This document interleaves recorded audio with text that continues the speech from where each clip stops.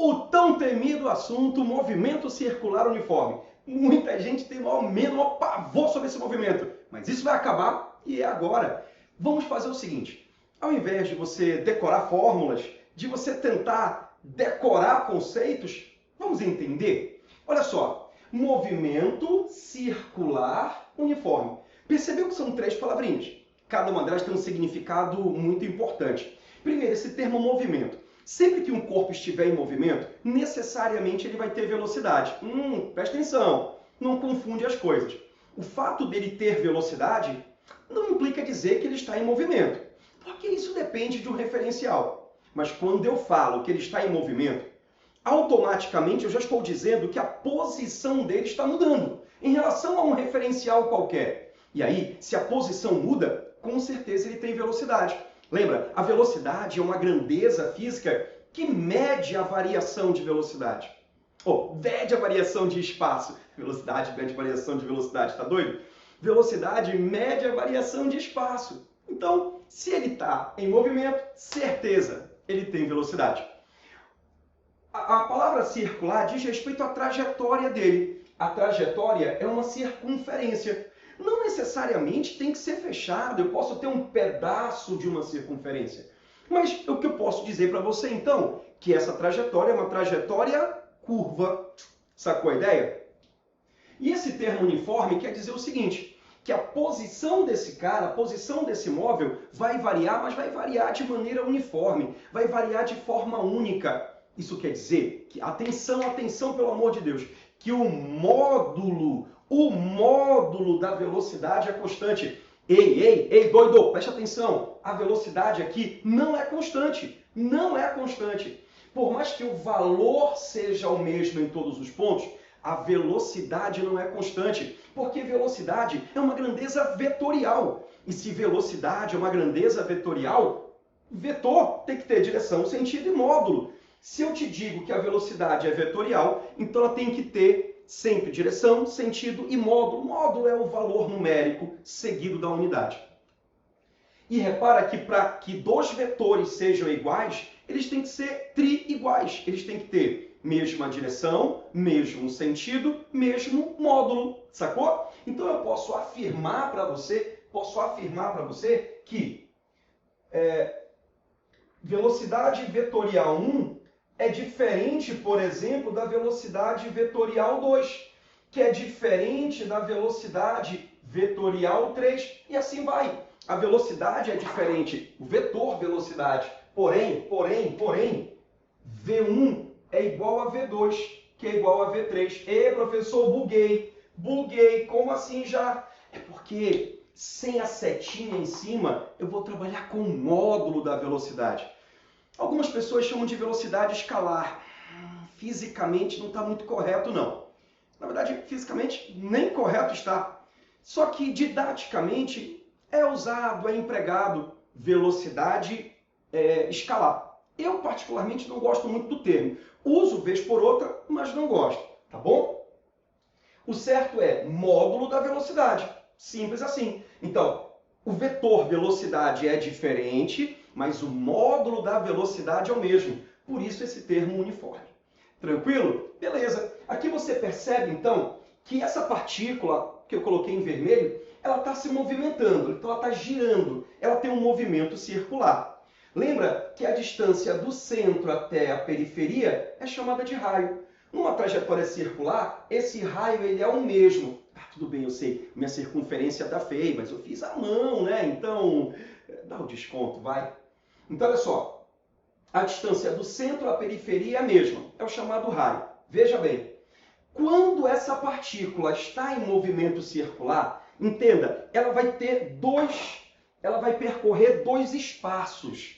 2 espaços, professor, como assim? Não estou entendendo, não. Calma, tu vai entender. Um espaço que nós vamos chamar de espaço linear, talvez para ficar melhor na tua cabeça, para que você entenda melhor didaticamente, e eu gosto de deixar bem frisado isso, vamos chamar isso de espaço linear. Linear porque ele está na linha da trajetória. Fisicamente não é assim, tá? Mas eu estou falando de maneira didática, para que você, internauta, possa me entender melhor. Então nós temos aqui, ele vai percorrer um certo ΔS, um certo espaço percorrido, ΔS. Além do espaço linear, ele vai varrer ângulos. E esses ângulos ele vai varrer, eu vou chamar de φ, ou ΔΦ. Eu vou tirar, eu vou até colocar, para ficar concordando com delta aqui, né? Eu vou colocar ΔΦ. Esse φ é uma letra grega, tá bom? Uma letra grega. ΔΦ significa variação de espaço angular. ΔS, variação de espaço linear. Mas você percebe que no caso, por exemplo, o espaço linear, ele é proporcional ao espaço angular? Claro! Quanto maior o ângulo que eu estou descrevendo, maior o espaço percorrido. Por exemplo, se eu fizer um ângulo de 30 graus aqui, 30 graus, ele vai percorrer um certo espaço. Se ele fizer um ângulo de 90 graus, o espaço é maior. 180 graus, o espaço é maior ainda. Eu estou falando do grau para que você possa entender, mas daqui a pouco tu vais ver que vamos trabalhar em radiano. Mas daqui a pouco eu falo sobre o radiano. Primeiro eu quero que você entenda o que está acontecendo. Então, repara. Essa velocidade linear vai servir para ele percorrer esse espaço linear. Então, se eu tenho um ângulo, eu vou ter que ter uma velocidade para varrer ângulos também. E a velocidade para varrer ângulos, nós vamos chamar de velocidade angular. E eu vou representar pela letra ômega. Ah, professor, então peraí. Ele tem dois espaços e duas velocidades? E que são proporcionais entre si, lógico. Espaço angular e espaço linear são proporcionais. E velocidade angular e velocidade linear são proporcionais também. Claro e evidente. O espaço linear, ou velocidade linear, vai medir a variação do espaço linear. Velocidade linear mede variação de espaço linear. Velocidade angular mede variação de espaço angular. Então, velocidade linear, espaço linear. Tudo bem? Velocidade angular, espaço angular. Tudo bem? Legal. O tempo necessário para essa partícula dar uma volta completa na circunferência, nós chamamos de período. Então, o que é período? Período é o tempo necessário para uma partícula dar uma volta completa. Então, período, tempo para uma volta completa. Eu gosto de colocar dizendo que período é ΔT, que é o tempo, sobre N. É porque algumas questões te dão um número X de voltas, 2 voltas, 3 voltas, 4 voltas, e ele quer saber somente o período, somente o tempo de uma volta. Então, basta você pegar o tempo que ele deu para 2, 3, 4, 5 voltas e dividir pelo número total de voltas. Basta fazer isso. Não tem que fazer muita coisa, regrinha de 3, tem que passar, tem que elevar, nada disso, nada disso. Basta você pegar o tempo que ele deu X voltas e dividir pelo número de voltas, apenas isso. Como o período é tempo, ele é dado em segundos, S minúsculo. Show de bola? A frequência eu coloquei repetição do movimento. É porque a frequência ela mede o número de voltas que uma partícula dá durante um certo intervalo de tempo. Normalmente, no sistema internacional, trabalhamos com o segundo. Então, a frequência ela mede quantas voltas ele dá em um segundo. Tá? A frequência, então, é dada pela expressão N sobre ΔT. O N é o número de voltas. ΔT é o tempo para voltas. Você percebeu um detalhe? Período, ΔT sobre N. Frequência, N sobre ΔT. Olha! Período e frequência são inversamente proporcionais. Quanto maior o período, menor a frequência. Faz todo sentido. Quanto maior o período, mais tempo a partícula vai demorar para dar uma volta completa. Concorda comigo? Então, assim, quanto maior o período, mais ela demora para dar uma volta. Se ela demora muito para dar uma volta, então ela vai dar poucas voltas em um segundo. Simples assim. Inversamente proporcionais. Show de bola? A unidade de frequência é o Hertz. Ou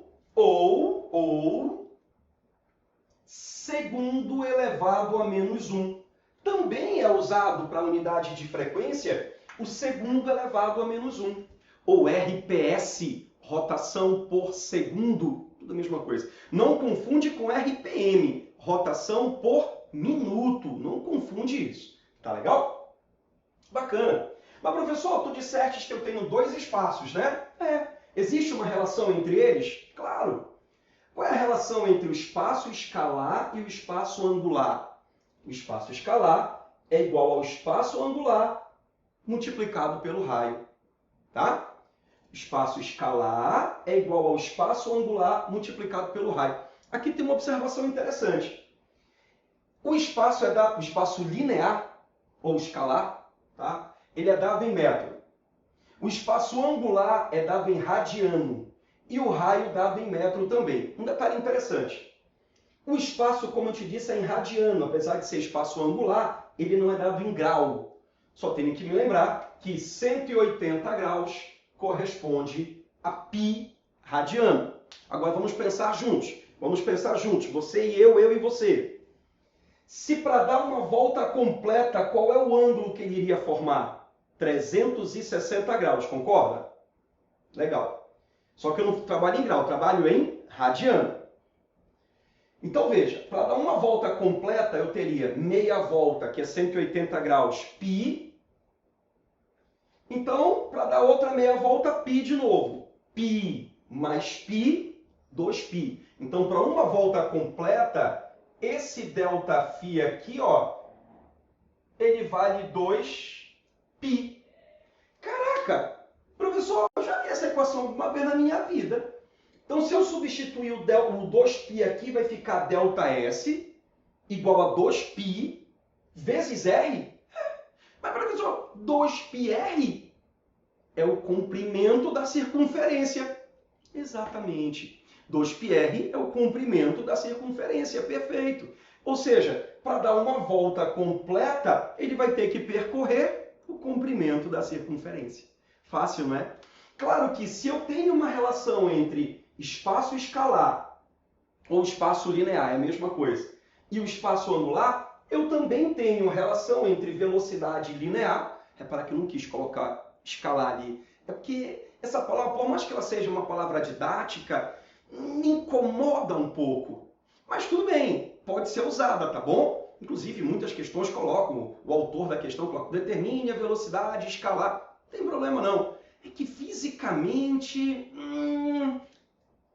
velocidade é vetorial, então eu prefiro não usar. Eu prefiro colocar velocidade linear. Sei lá, não sei nem o que é pior. Mas a relação entre velocidade linear e velocidade angular existe? Existe. Velocidade linear é igual a angular multiplicada pelo raio. Você percebeu um detalhe que tem uma semelhança nessas duas equações? Elas estão mostrando para mim o seguinte, que sempre que eu quiser criar uma relação entre uma grandeza linear e uma grandeza uma grandeza linear e uma grandeza angular, eu posso fazer. Como é que eu faço? É sempre assim, ó, sempre assim, tá? Sempre. Uma grandeza linear é igual a grandeza angular multiplicado pelo raio. Serve para aceleração? Serve.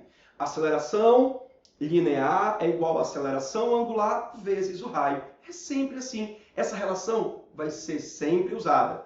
Então, a grandeza, seja ela qual for, a grandeza escalar é igual à grandeza angular multiplicada pelo raio, né? Que tem um pontinho de vezes.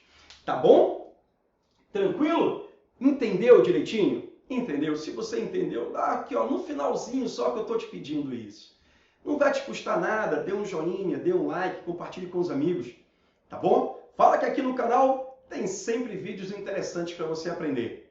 Não custa nada e você vai poder ajudar esse professor aqui. Um beijo, até a próxima aula. Tchau, tchau.